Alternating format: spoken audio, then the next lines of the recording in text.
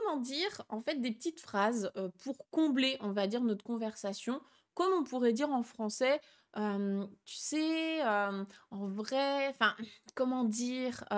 Voilà, tous ces petits mots, toutes ces petites expressions qu'on va caser en japonais, enfin, en français, mais du coup, comment on fait pour les retrouver en japonais? C'est quoi ces petits mots qui permettent de ponctuer, de fluidifier nos conversations à l'oral en japonais? Eh bien, il y en a plein. Il y en a vraiment plein. Donc là, aujourd'hui, on va faire un listing qui n'est pas exhaustif. Il y a des mots, je pense que vous les connaîtrez déjà. Il y en a d'autres que vous ne connaissez peut-être pas. Donc, on va voir du classique et du nouveau, je pense. Alors, le premier que je vous propose, c'est un mot que vous connaissez forcément. Vous l'avez déjà entendu des millions de fois en japonais. Et pourtant, bah, vous ne savez pas forcément qu'on peut l'utiliser dans ce cas-là spécifique. C'est chotto. Chotto. Donc chotto de base, il veut dire un peu, un petit peu, mais en vérité, on peut l'utiliser pour ponctuer comme ça, quand on hésite, quand on cherche nos mots ou quand on veut nuancer un petit peu nos propos, on peut utiliser aussi chotto.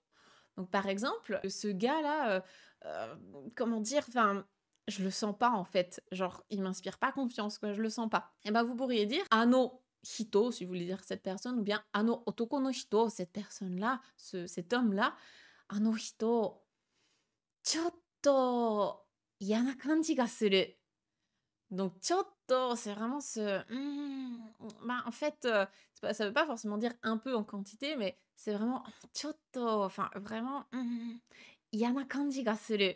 Donc vraiment, je le sens pas, quoi. Je me sens pas à l'aise, il m'inspire pas trop confiance, quoi. Donc le chotto, on peut l'utiliser comme ça pour ponctuer nos phrases.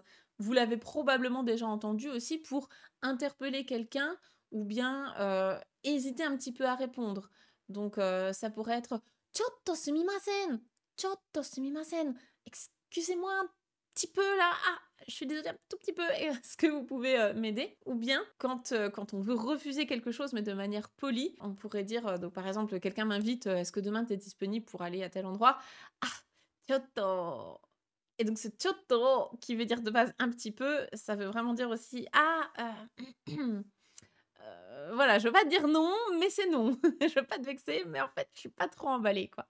Donc ce chotto, il sert vraiment à plein de situations possibles. C'est un petit mot hyper utile, que vous allez repérer, hein, très clairement dans vos conversations. Sinon, d'autres expressions que vous pouvez utiliser pour fluidifier votre oral, il y en a plein. Pareil, quand on veut amorcer une phrase ou amorcer une conversation avec quelqu'un, je pense que vous l'avez déjà entendu plein de fois, hein, ce: «Ah non, ça!» «Ah non, ça!» Donc soit avec un allongement, soit sans allongement. «Ah non, ça!» Donc ça, c'est super pour dire: «Hé, au fait, tiens, je vais te raconter quelque chose». Donc juste avant qu'on commence à raconter quelque chose, ça peut très bien fonctionner.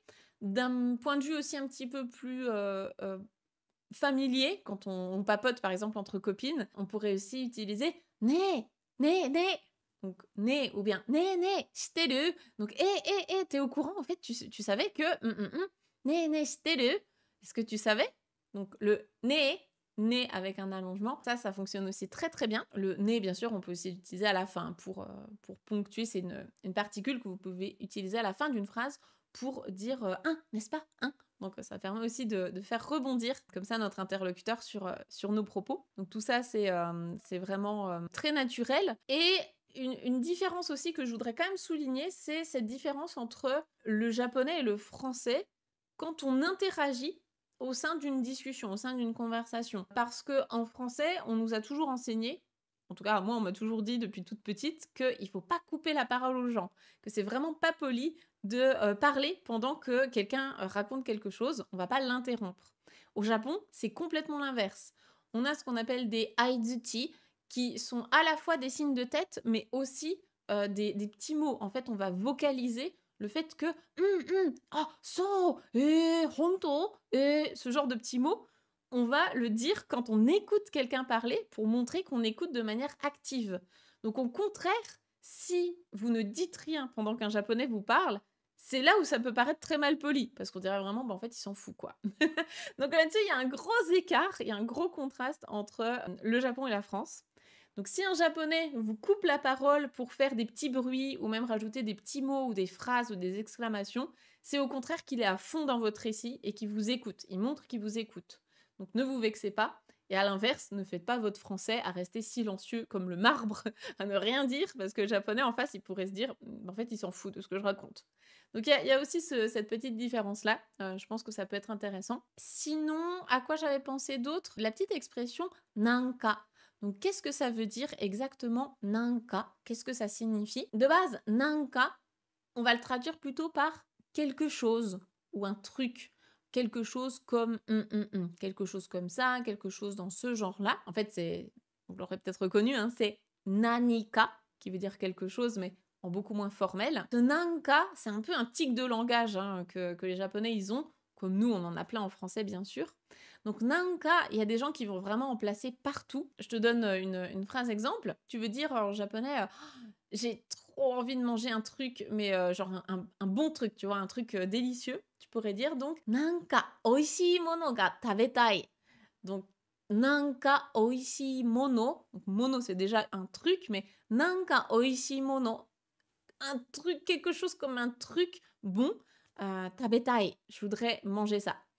Donc nanka oishii mono ga tabetai.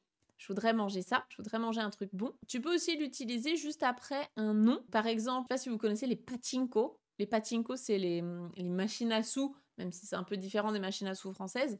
Mais en gros, c'est des machines à sous. Bah, on va dire que c'est pas forcément le délire de tout le monde. Moi, perso, c'est pas du tout un truc qui me tente. Donc, je pourrais dire en japonais, un truc du style le pachinko, j'ai pas du tout envie d'y aller. Donc pachinko nanka ikitakunai. Un truc comme le pachinko, quelque chose du genre, du pachinko, j'ai pas du tout envie d'y aller. Donc pachinko nanka ikitakunai. Je voudrais vraiment pas y aller. Et dernier exemple, enfin dernière utilisation possible de nanka, tu peux aussi l'utiliser en tant qu'interaction, on va dire, pour te laisser un peu de temps pour réfléchir à ta réponse. Donc on peut le voir en début de phrase ou bien juste en petite phrase intermédiaire pour dire nanka sa ou bien nanka ne.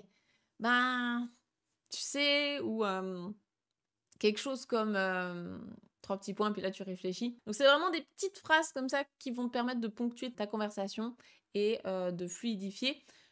Nanka, enfin tout ce que je vous ai dit là, vraiment le né, né, le anosa, nanka, tout ça, c'est assez familier comme registre. Donc faites attention, on ne peut pas l'utiliser avec tout le monde. Par contre, ça va clairement vous permettre de mieux comprendre aussi ce que vous entendez dans les animés, dans les séries, tout ça, quand les personnages se parlent de manière familière. Voilà, c'est déjà pas mal, je pense, de repérer un petit peu tout ça. Bien sûr, il y en a plein d'autres. Je pourrais vraiment rallonger la liste à fond. Mais déjà ça peut vous permettre de comprendre, pas mal de nouvelles choses et après, bah, si vous en connaissez d'autres, n'hésitez pas à les partager pour que tout le monde puisse en profiter. Voilà.